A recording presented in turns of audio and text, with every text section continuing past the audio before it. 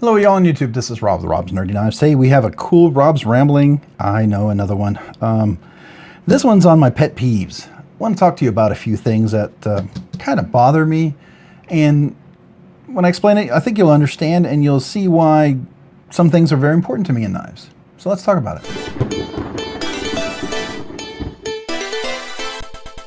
Alright, so today we're going to talk about a Rob's Rambling pet peeves, and for me, I have a few, and they're just things that typically that can be a deal breaker for me when typically they can be things that are a deal breaker for me when I buy a knife, and sometimes they can be something that I can overcome and fix. Sometimes they're not as bad, but I do consider them many times when I buy knives for various reasons. So one of the first things for me are thumb studs. Now, I love thumb studs, but a good thumb stud is always important. There are two types of thumb studs that I absolutely despise. One, this is not a terrible thumb stud, but this is relatively not super horrible because they are rounded just a little bit there, but the barrel thumb studs I'm never a fan of because they, after a while, are uncomfortable. I did put O-rings on here, and usually on McNees, it works pretty well, right? Some part of me wants to have that step milled thumb stud that goes up, but man, barrel thumb studs, after a while, can be just deal breakers and so uncomfortable. I checked out a knife recently that was really, really, really good.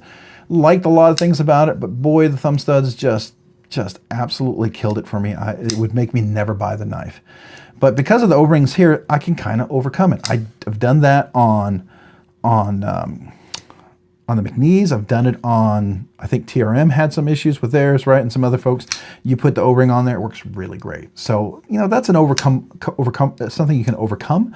But when it's not possible, it's just frustrating. It's absolutely frustrating. Now, the position of the thumb stud, especially if it's a barrel, or even it's a conical, if it's not easy accessible, if it's so tight that you can't get your big meaty finger in there between the scale and the thumb stud, it's horrible. If the scale or the cutout here doesn't guide you to that perfect deployment spot of the thumb stud, that is really annoying. And so thumb studs that are barrel, thumb studs that are too close, those can be quite annoying. Now there's another thumb stud that really bothers me.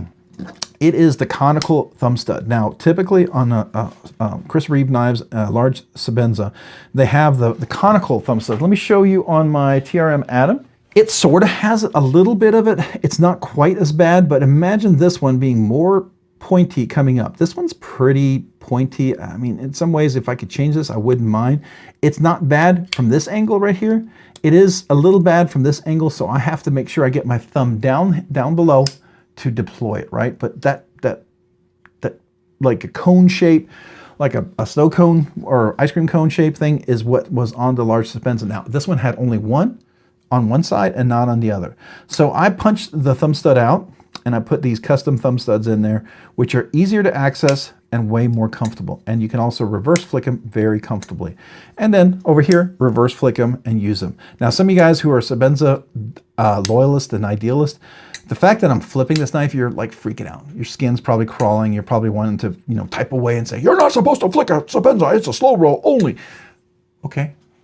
Slow roll your Sebenza, man, but slow roll with me, man. Slow your roll down, man. Don't jump on my case. It's my knife. I'm going to do what I want with my knife, okay? So I'm going to enjoy it. I'm not doing something crazy. I'm not flicking it out like a crazy wild man. I'm just flicking it open like any normal knife, right? You're going to put a thumb stud on there. It meant for me to flick it open. That's the way I look at it, right? So here, good access once I change the thumb studs, but those cone-shaped thumb studs that Chris Reeve Knives has, and they're not my favorite. They're absolutely it's so bad I punched them out. Now, they're okay on the TRM. It's a little uncomfortable on the back end, but if I just remember to get my finger down here, you see down here like this, then it flicks pretty well. So I just got to make sure I get my thumb in here and it flicks pretty well. It's okay, right? But that's a thumb stud thing. So thumb studs can be yay or nay in that regard. Here's another example. This is a pretty aggressive thumb stud. It only has one shelf, but where you access it, it's pretty easy to get to. It's not terrible. It's not the greatest thumb stud in the world, but these are also supposed to be stop pins. So you don't want to, you know, you got to have a good contact point. So I get it. I get it. And they did a pretty decent job right here. So if I go on top of the scale, it works pretty well. right? And if I go to back scale, it works pretty well. So, I mean, you can get away with an almost barrel thumb stud with something like that. I think McNeese was trying to do that over here. I remember the old barrel thumb studs, they were straight. This is definitely a little more round at this point. If I followed this up here like this, it probably would be a little more comfortable. And if I came over here and I followed it this way, it probably would be a little more comfortable. So, you know, it is. Now, if I get down low here, I got to get a little lower. And to get low, I got to get down to the barrel, and that's when that O-ring right there works really nice. So anyways, that's the thumb stud. That's one of my pet peeves. If you're going to do thumb studs, do them well. Do them well. Make them comfortable. Make them in the track. Let your knife guide you to that thumb stud, to the best deployment position. Don't get them too tight. Don't make them difficult for big old meaty fingers, right? Don't go all goofy nuts just because you want it to look cool. Make sure it's functional. All right, the next thing is the sharp lanyards and edges. So now I have a knife over here that I like. This is the Tasca 2. This is R&H Knives. Beautiful knife. It has zircuti backspacer, has zircuti clip. Now, this thing is a good example of the next two things that I'm going to talk about. First, I'm going to talk about this lanyard. This lanyard was very, very sharp back here, and it was digging in. You could feel it. Now, see, I cut myself recently here, and I have a Band-Aid on, but imagine if that's still tender and I had a sharp, it's just not comfortable. I don't like lanyards that are like that. It's just, it can be a killer when you have a lanyard like that. Do I have a knife that's like that? So a good example of where you can have the lanyard, and I think the two places that I see it, you got the conic areas, and they chamfer this really nice and rounded, but the lanyard sticks out, right? So you see that? And then you've got the machine wise. It sticks out, but it's nice and rounded and chamfered, so it doesn't dig in. That's a good example right there of how to handle a lanyard in a way that you should, so that it still is very comfortable. This was super sharp. Now the good thing is, because I've got a creme brulee torch, I was able to sand that down with a file, a diamond file, and got the edge off, because you literally could, I could scrape my nail completely off with that, right? I still can, you see that? I can still get some of the nail, but man, before I could literally, if I did it, I could cut into my nail. It was that sharp. I could do this and it would cut. It was, I mean, I could cut paper with it. It was that ridiculously sharp. It's like you forgot to stand it or something, right? So I did that, and then I took it off, and then I did my creme brulee torch to re-anodize that zircuti. It was like that on the clip. So lanyards can be a killer. That's why I don't have any giant mouse knives. Giant mouse, every time they dig in, is so uncomfortable. Sharp edge. It's the Herman Sting. Really nice knife, but that edge is sharp. The Protec Malibu, the edge digs in. It's not round. It's not comfortable. I like, you know, you can have that edge, but you can chamfer it, you can round it, you can soften it. Don't make it a sharp edge in. That killed it for me. Another good example of that recently was this right here, the Chavez rendition. So I did not get a dark color. Like this is zirconium scales. I thought it would be fine, but I was able to fix this, right? If it was the zirconium that was sharp, that would have been a real bummer. Here, these corners were super crazy, crazy sharp. Now you see how they look a little polished and rounded? It's because I softened them. Those corners were like this up here. They were really, really digging in. Really, really, really digging in. Even these corners I rounded just a little bit, but they were really uncomfortable. This would have killed a knife for me. Even though it's a beautiful knife like this, I still like this knife a lot. It would have absolutely killed this knife for me.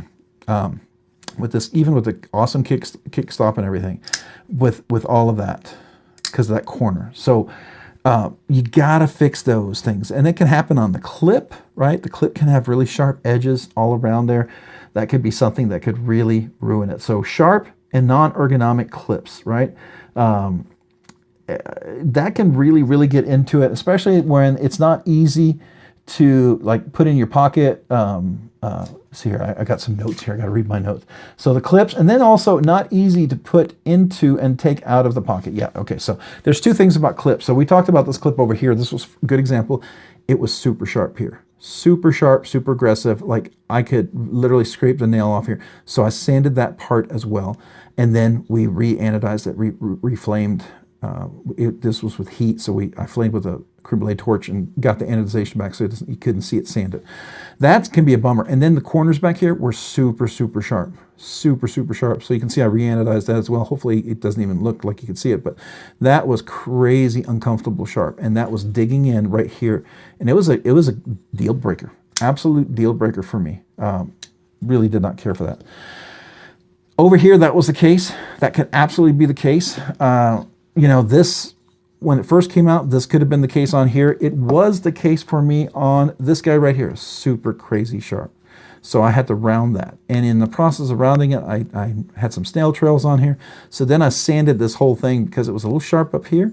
But this part right here was just crazy, crazy sharp. And it was really annoying after a while. So I fixed that. Another knife that was beautiful that I really liked, big, beautiful clip. And it's kind of like some people, that's a huge clip. Well, it was really sharp up here. Javi Garcia, beautiful knife. This was one of his prototypes. I really wish this clip was not as crazy sharp. So I you know, because the clip's in my pocket, of course I hit something, I got a big old scratch across, so I sanded all that down, got rid of the sharp edge, and it had horrible, horrible sharp edges all around, especially down here. Very much like my rendition. Felt very much that sharp, overly crazy aggressive point, and it made it very uncomfortable holding in hand like this. So I really, really didn't like it, and it was going to be a catch and release if I couldn't fix it. But I like this knife so much. I love the blade shape so much of this knife. Just think it's absolutely gorgeous that it was one of those knives I just decided to work on, to take care of it myself, which is kind of crazy when you think about it's a kind of a custom mid-tech knife, right? Yeah, I did it. All right, so we talked about that, the sharp. Oh, the other thing about the clip, if the clip is over some aggressive material, let's say right here. Now, if you'll notice, it's flat under here, but this thing right here, originally this clip right here, which was kind of a, they rechanged the clip. This is the Excalibur, and they put a new clip on here. But this clip was all the way over here, right where this cutout was. And it was very sharp. And so it would push everything down into here, and then it would just start to shred your pockets. So I refiled this clip. I changed this clip myself. One, I made it more even because it was kind of a like this. And so everything would push down, and then it would push down into this kind of knurling right here and this diamonds. And then it would push in here, and it would shred. So I moved this kind of a point and also thinned it. Not only did I make it more like that, but also from the side where it was kind of wide, it had like a base like this, I thinned it to more of a point like that. So it had one single point of contact. So it made it less of a shredder. That clip, the contact point on the scale, you want it to be an easy going in and out. Usually if your material lines line up like this one does here, you can see that they line up. It's nice and easy. It's in contact. It's not a big deal.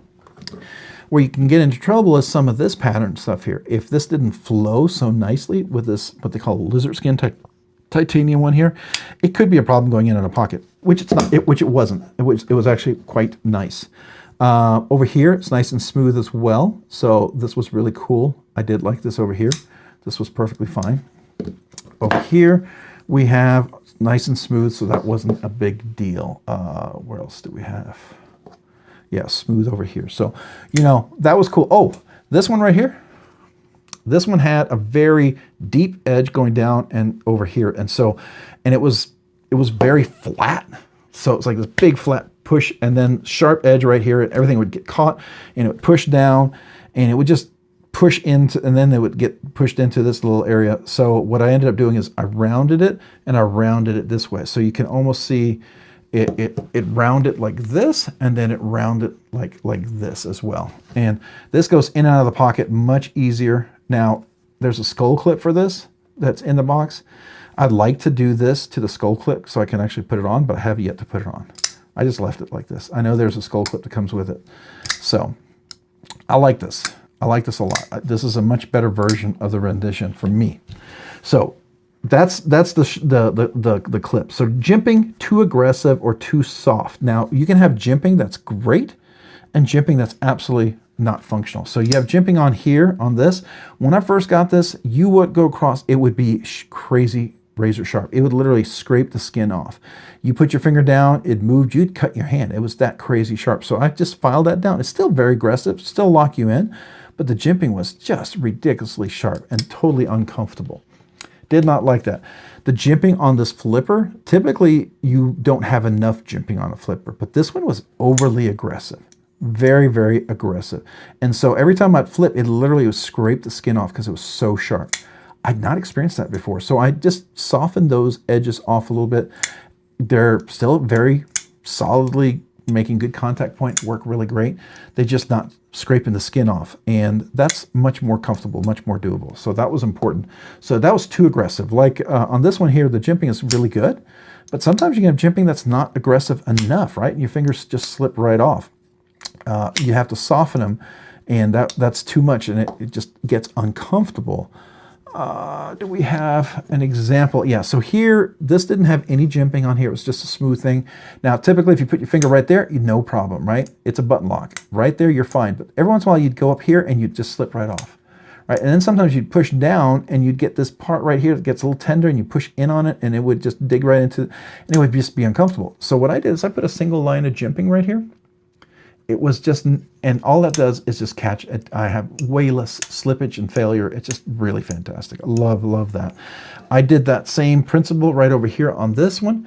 It has a very smooth clip, and it was very easy to flip right off, and I just put a single line right here. Single line right there. And that's all it needed, just that single, come on, focus.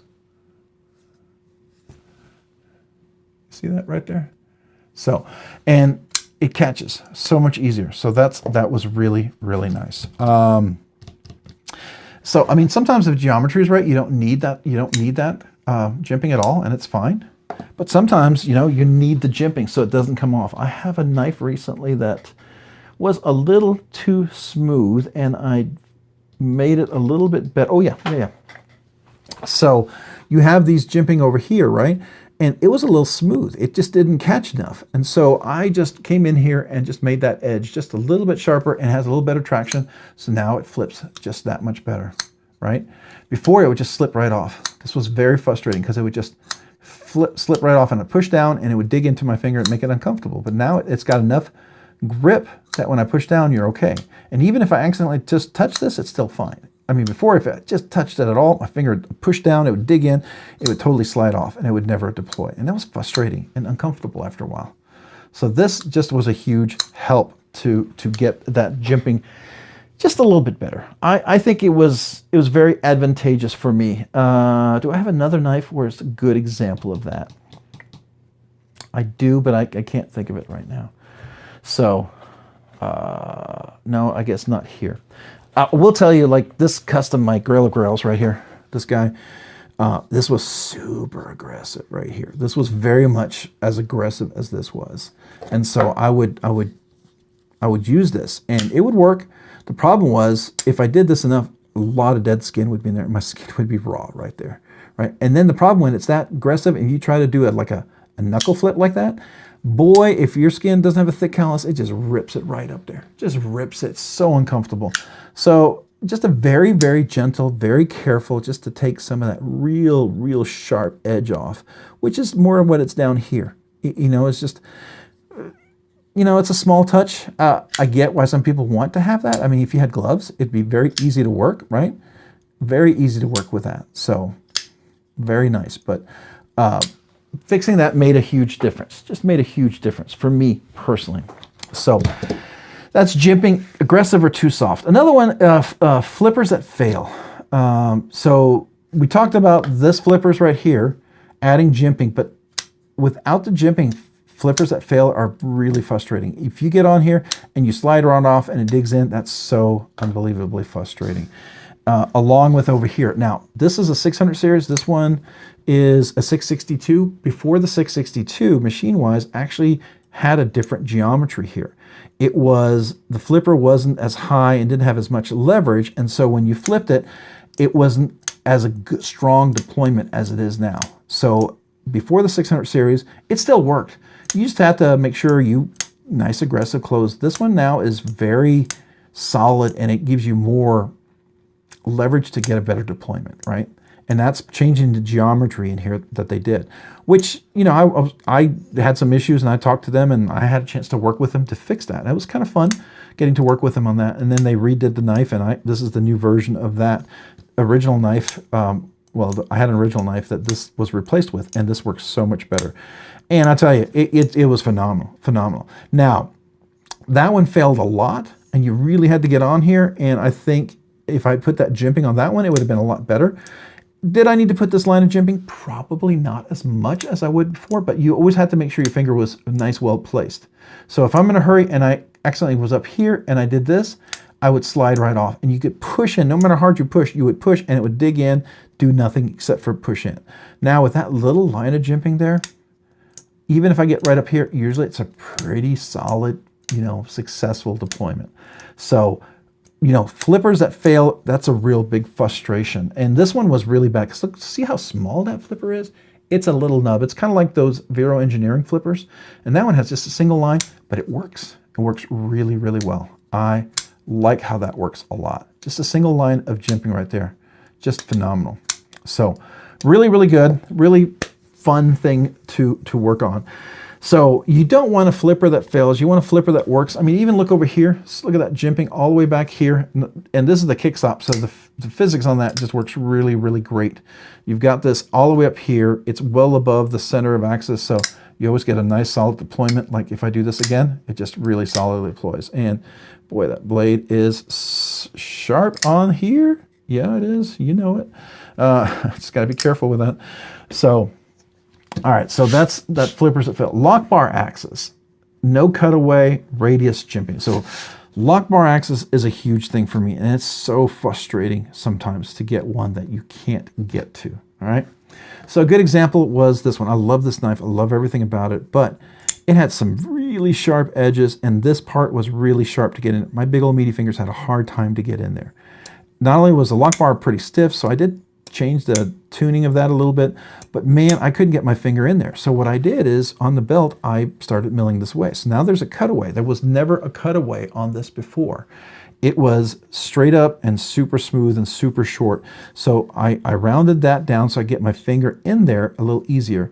And then I made this not as sharp aggressive on top. Now I would like to at some point go down a little bit more and a little bit higher so I can get over here where I can get right underneath that, because then I clear the detent. I can catch it there every time and close the knife safely without going past and then this coming down and then cutting me, right? Because once I clear that, I'm sometimes all the way down here and the blade comes on me. If I can catch that, clear the detent, it closes really nicely. So that is a lock bar axis. Now, another example of this, the Dixon. Dixon's a great knife. Love a lot of things about it, but it had what I would call radius chamfering. So what radius chamfering is, like, here's your edge and you cut a 45-degree angle. And so now it's like instead of being straight like a square, you now have an angle and you can push against that. A radius chamfering is when they kind of cut a little angle like a circle. And so it's theoretically, if it's large enough, your finger fits in, it's perfectly fine. But if it's just short enough, you've got two edges of that radius that are sharp on both sides. And when you dig in there, if it's hard to get into, it really digs into your hand. So that was a little challenging. It was radius chamfered on both sides. So getting my big old meaty finger in there, I had to push down into that edge and drive it across. So I had this edge digging into my finger so I could open that. I didn't care for that. And the edges were really sharp all the way around, which is another thing I'm going to talk about is edging. No scale edges, corners, and stuff like that, because we talked about that over here with the corners, especially with the clip. Edges can be really sharp. I like this knife a lot, and I want it to stand out. Everyone had, this was a batch one, first one released, so I flitzed this, I flitzed that, made it look a little lighter. I thought that was kind of contrast. I snail trailed the clip, decided to polish that, and then I started polishing this because it was a little sharp. I ended up getting my belt, my Kent Onion Work Sharp sander out, and I cut this away. So you can see there's actually a cutaway here where this was chamfered, and then this is, you can see it right here. You can almost see the little line right here where it was wasn't quite, you can see the little inside where the radius chamfering was. It's more flat here. And then this is cut away so you can see that. So I can get my big old meaty finger in there and it works quite well. I like this knife a lot, that I felt like this was absolutely worth doing. And I also felt like at some point, I really truly think, I've seen the early versions of the Mac 2, or the Mac 3.5 and 3.0, they were very square around the corners. Very square, very sharp, right? And you can see how this became much better. Now here's the chamfering. See how that is? Really all the way out to the edge. A lot of room, I can get my finger in there. That one has a lot of room. Because they were already going in so much here. Here they weren't, but they were going in. So this was pushed over all the way over here. From here, all the way over here. So you had a whole, so instead of having this much room, it closed it in. So here I have more room to get into it because it's straight up to the edge right here. On this one, they decided to push this in and push it in. I know it's for aesthetics, so you feel like you get a little grip around there, but I think with a cutaway here, I think it would look a lot nicer. So that was kind of a thing. I shared this with Jonathan, McNeese. It's his knife. He's going to do what he wants. I bought the knife and I'm going to do with what I want if I want to make this knife work. And I felt like this was worthwhile. Every time somebody sees this, they usually think it's super cool. How did I do it? What did you do? I think it's absolutely worth it personally. I feel like this mod in itself would make this knife more valuable personally. Some people may not. Some people are purists, like if you're going to buy a knife, it has to be never carried, never touched, never anything. And I'm like, yeah, okay, whatever. But when I mod a knife like this, I do it so I can use it, and it works really beautifully. And I will tell you, it works great. Now, one of the things that the benefit of this, you see, I can come down here, I can come to that choil area. Typically, when it's further out, you're hitting right there at the blade. So I can get pretty close to that inside choil, and that's a big deal because over here, when I close here, I catch on the inside of the choil, and I'm never having that hit my nail or my finger. By cutting away, and I would like to go in a little bit further so that I can get my finger in there and get to that point, or I would like to consider opening that choil up here. I don't want to go back further because that's where it stops on the stop pin or the close position pin, right? So right here, I just have that little easier to get there where I can catch that. Now I'm good here with this because I've also taken the edge off of that edge right there. It was super, super edgy and pointy, and it could dig into the nail. I've had that happen before. It goes into my nail and maybe cut through, and it's super uncomfortable, right? So if I do that, it's a little bit better to manage. So I did do that, and that worked pretty well for that. All right, cutaway, lock bar access. Sometimes these can be super stiff and super close, so that's something you don't want to see, right? I mean, look here. Here's the Chris Reeve large Sebenza. Look at all this access to get to it. I put my whole finger on there. Now it's pretty stiff, but with this much access, it's super easy to open. Even when it's stiff like this, I can get my whole hand on there. I can just displace the weight. It's not all pressured in one spot. It's distributed over this entire area of my thumb, so it feels lighter and easier to open, even though it may be significantly stiffer. That is cool. I had the same issue over here. These were very, very tight little chamfers. Very hard to get into this, and it was super, super thin, and had to get my finger pushed down. Barely could get it open. It was super uncomfortable. I did run this through, and I want to do this a little bit more. I have a cutaway. You can see that. Now I can get to that. I want to get up just a little bit higher so I can clear the detent right there and then have it close. See, I'm like just right there where now I'm clear. I want to be able to get past that detent so I can fidget with this and know I'm clear. I'm not going to have that the double clutch kind of thing where I hit it and it goes back up, right? So for me, I want to get that just a little smoother over here. I have a little room right here. You can see that where I can make this even level with the clip itself. So I will probably consider doing that. Not much, but just enough so I can get in here with this, and probably cut down in here so I can get my finger in there like that. I think that would be nice. But that's important, lock bar access, lock bar, so I can get in there and not have it fall in my hand. Okay, scale edges and corners. So we talked about this over here. These corners were super uncomfortable. This kind of falls in line with the lanyard, but super sharp corners like these right here could be a deal breaker. Also here, because of that, I would never get a dark version of any of these knives. When I see knives with this types of edges, I always get them in, bead blasted, stone washed, whatever, so I can fix that. I was very comfortable with this one. I handled it at a blade show. I saw all the corners. Everything was super soft, and it's already been black anodized, so I was okay with this. This one had all those nice little finishes taken care of, super comfortable, so I was okay with that. This was a risk. I didn't know if this was going to be okay, and it was fairly well. Now, I will tell you the clip was not the best, but I got a chance to mill it, fix it like I wanted to, and then I re-anodized it with some unique colors. If I got a black clip that came with this, I wouldn't be able to do that. I would lose all that anodization. It would be kind of a bummer, right? It wouldn't look as good as this. So I'm glad I got this clip, because otherwise I would have wanted the absolutely clear version of it, the non-DLC version. I would have been more happy with that. But I can fix this. I actually got some scratches on there, and so it's easy to polish that up and then re-anodize that. That's not an issue for me. So I can do that. Just something to think about. All right, so next thing is no choil when closing. We talked about that a little bit here. There's no choil to catch right here, right? I kind of sort of created the choil.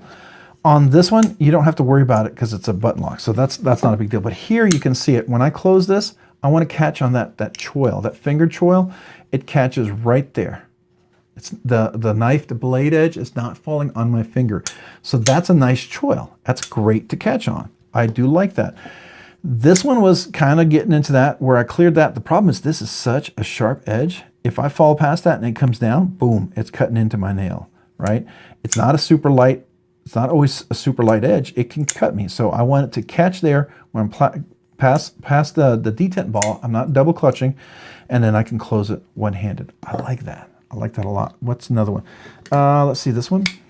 When I close this one, yeah, this one catches right there as well. So you see you have that choil where you can go up, do your finger, but when I close it, it catches right there. I'm nice and clear. When I don't have that choil, it'll cut me, it'll bite me, and the knife becomes a no-go for me. It does become a no-go. So I've sold knife catch and release because they're like that, and I don't like to be cut. You cut me too many times, I stop carrying the knife. I'll tell you, it's the difference. People talk about, oh, it doesn't matter, but I guarantee you, the knives that work ergonomically well, that don't cut you, that have those little weird touches, you see those knives regularly carried, regularly in people's rotation, regularly used. When they are one of those knives that are sharp, edgy, usually cut people buy them, may love them, may have them in the collection, but you don't see them carried a lot because after a while they keep getting cut. They kind of just stop wanting to carry it because they are always cut. Maybe they love the design, they keep it. That's like a safe queen almost, right? So that's another one. Texture under the clip, we talked about that. Texture under here, this is flat under here, but if you have this knurling under here, that can really be a pain in the butt. I will look at a design of what is here when I get a knife. If it can't smoothly go over that edge, like right here, you got this frag pattern, that could be a game changer, but you see under here, it's flat. And Craig Brown does a nice job for that flatness to be under there, and you're not gonna catch it. So to me, that's cool. That's a really kind of advanced design feature.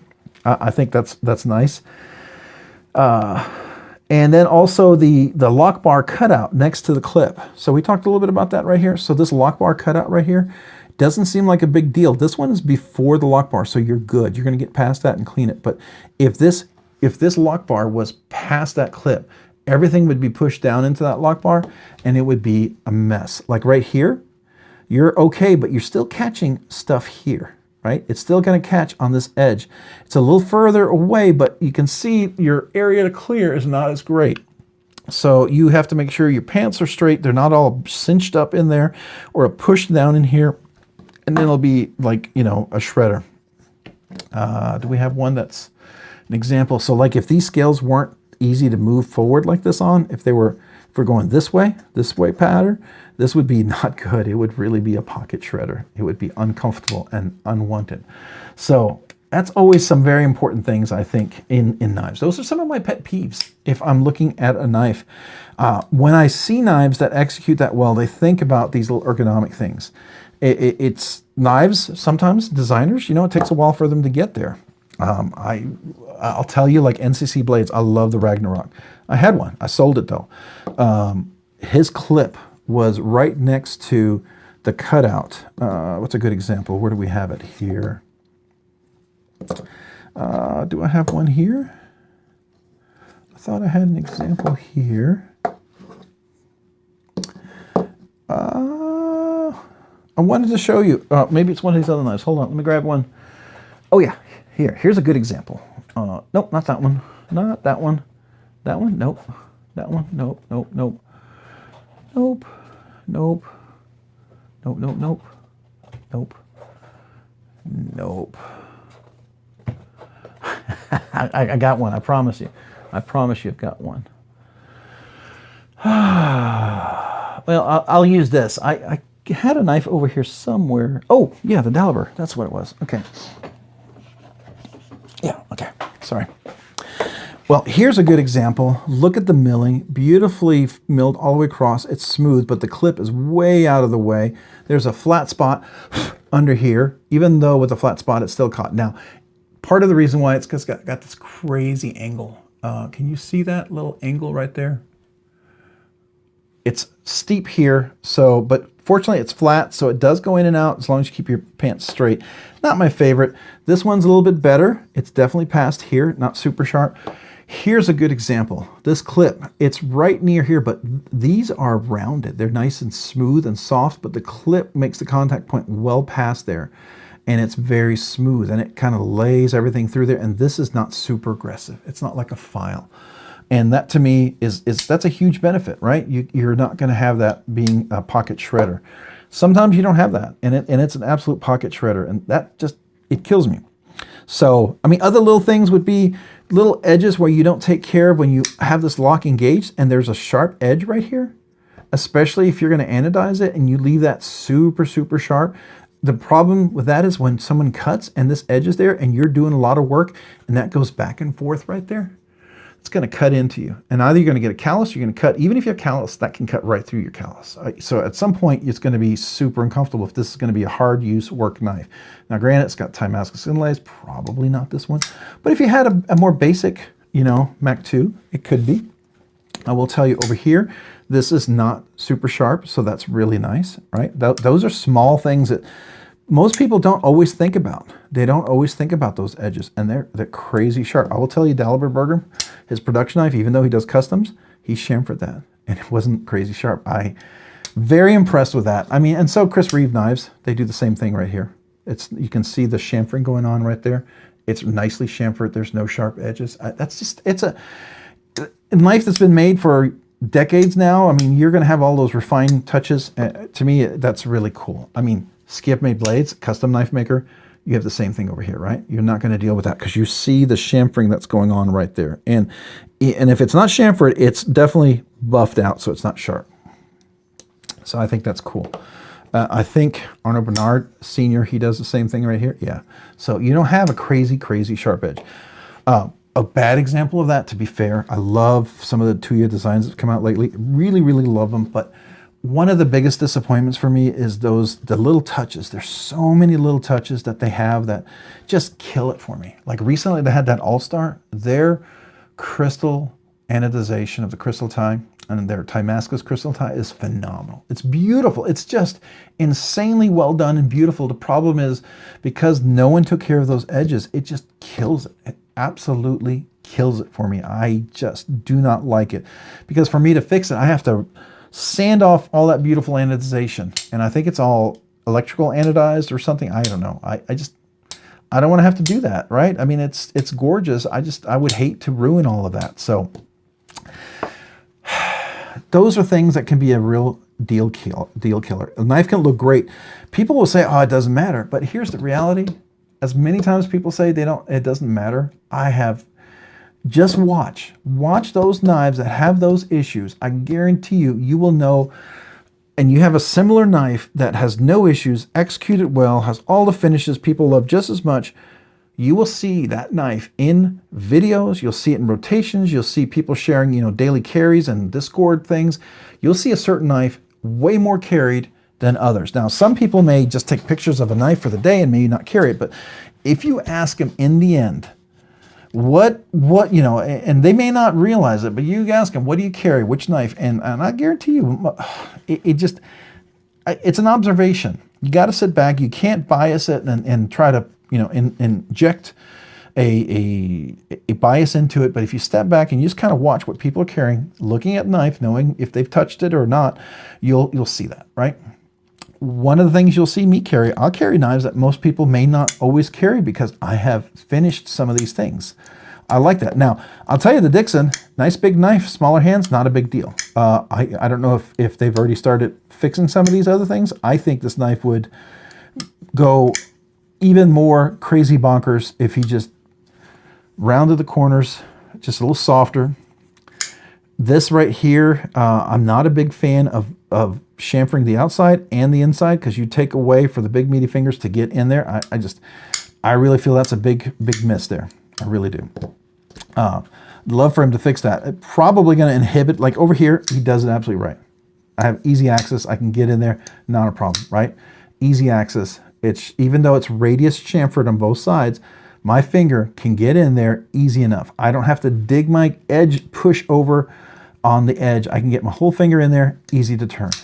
Distribute the weight into that chamfering, that radius chamfering, and it's very easy to disengage the lock bar. So yeah, that's just a few of my things. So if you ever wonder why when I look at a knife, there's things I just feel for immediately. I after a habit, I'll feel a knife. As soon as I feel it in my hand, when I'm holding a hand like this, I'm feeling all the way from around here. I'm feeling all the way around here. I'm feeling the clip. I'm feeling edges. I'm moving it, and I'm moving it this way, this way. I'm trying to feel where those sharp edges are coming in. When I flick it open, I'm then kind of coming up here feeling, is there sharp edges digging around here? Is the clip now digging in more back here? Is there edges digging over here? Is this digging into me? Is it cutting into me as I'm squeezing it? Then when I go to close it, I'm feeling, is this digging in? It's going to be, now I may get away with it a few times where it's okay. It's not super comfortable, but I can usually tell when there's a high pressure area.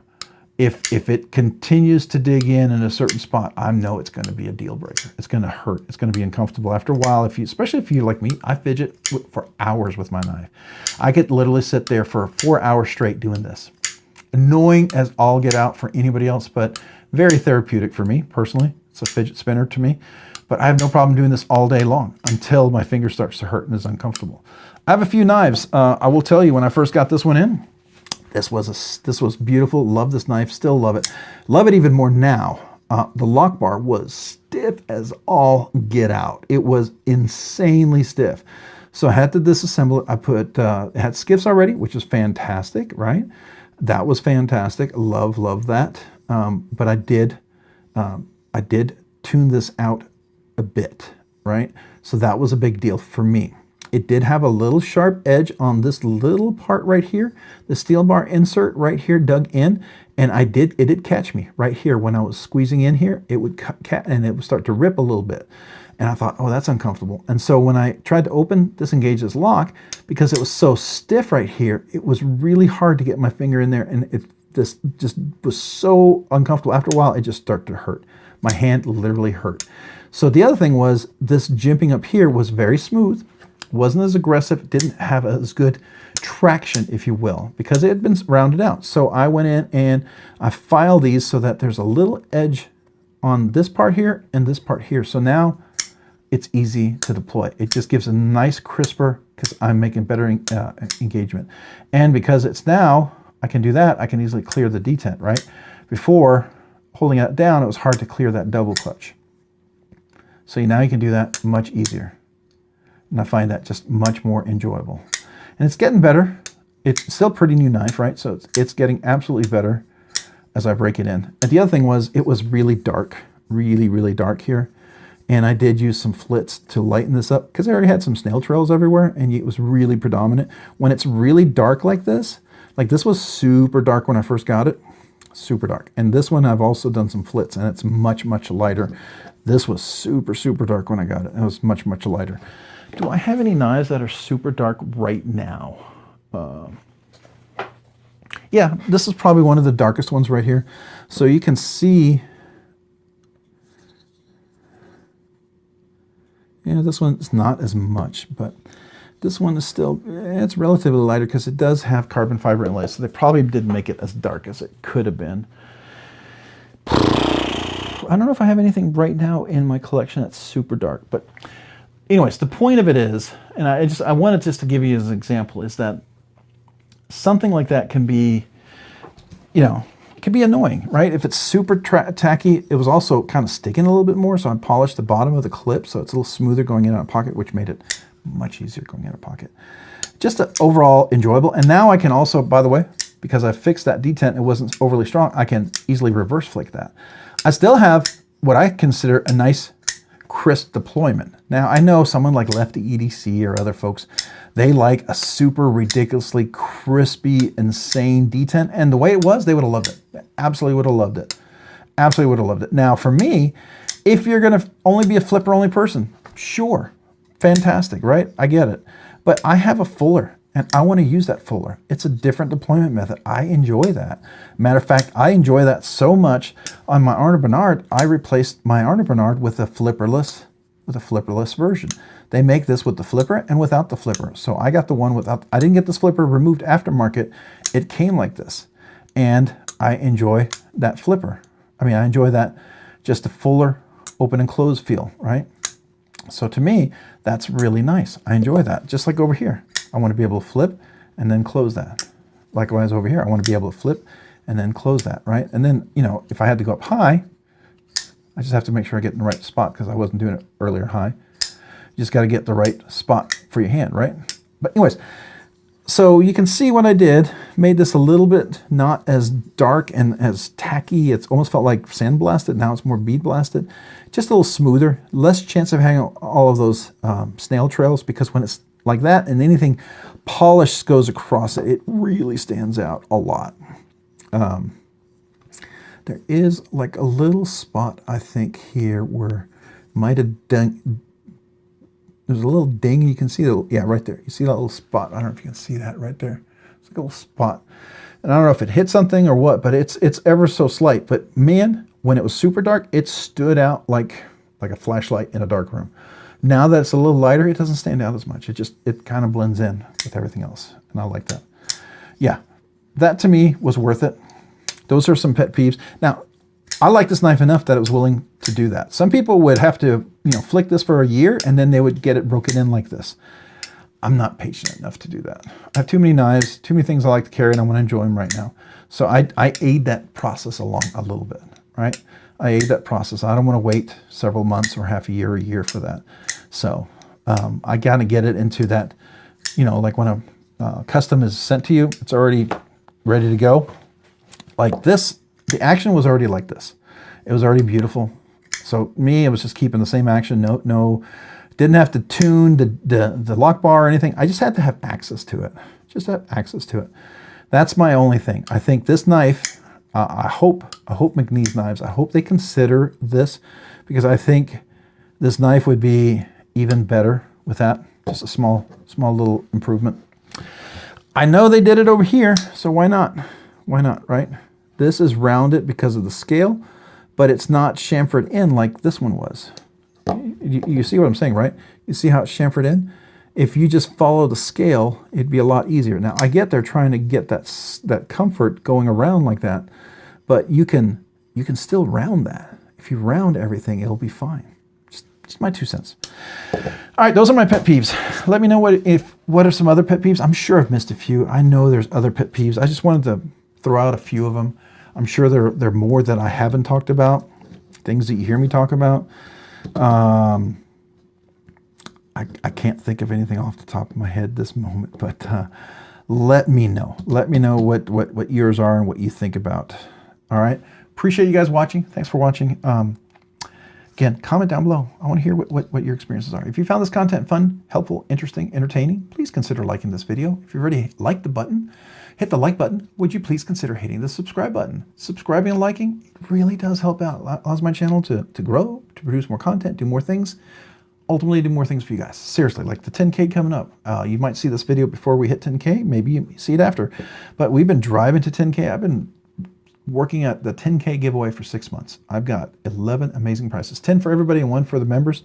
It's going to be awesome. It's going to be awesome. And part of that is you subscribing, liking the channel, and I really appreciate it. I really do. Thank you. Also, if you haven't already, maybe consider hitting the notification button as well so you can be notified of future content like this and other videos. And a big shout out to my channel members. I appreciate you. You guys do 2 amazing things. You encourage me, so thank you. Thank you. Secondly, because of your generous support, you allow me to do things way sooner than I ever thought I could. For things like this. So again, thank you. I appreciate you guys so very much. As a small way for me to say thank you to you, I would love to send all brand new channel members a channel sticker and a thank you note. So brand new channel members, email me your name and address. I can mail you a channel sticker and a thank you note. Secondly, all channel members, you're eligible for the once a month members exclusive giveaway. So if you haven't already, you don't. If you're a member, you get to once a month, there's a members giveaway on top of the Budget Banger giveaway. So that 1 week in a month, there'll be 2 giveaways and you're eligible for both. I've seen one channel member win both. It can happen. So anyways, just want to let you know. It's my small way to say thank you, my way to let you know how much I appreciate you. If any of that sounds cool, interesting, or exciting, and you say, hey, I'd like to Maybe get a channel sticker, get the note, maybe we get in that giveaway. And I hear there's special emojis. Yes, there is. I hear there's 1 year, 2 year anniversary special stuff. Yes, there is. There's exclusive content. Yes, there is. All that's true. If any of that sounds cool or interesting, please, please, please, please consider possibly, you know, looking at the description down below. I have 3 different tiers. Would love for you to sign up to become a channel member. I'd be honored. I'd be blown away. But don't do it because you feel obligated. Do it because you want to. But if you choose to do it, thank you. Thank you. All right, guys. A big thank you to everyone watching the video. Really appreciate you guys. If you haven't already, maybe check me out over on Instagram at Robs_nerdy_knives. Again, that's on Instagram at Robs_nerdy_knives. Thanks so much for watching. Have a great day and a great week. Bye.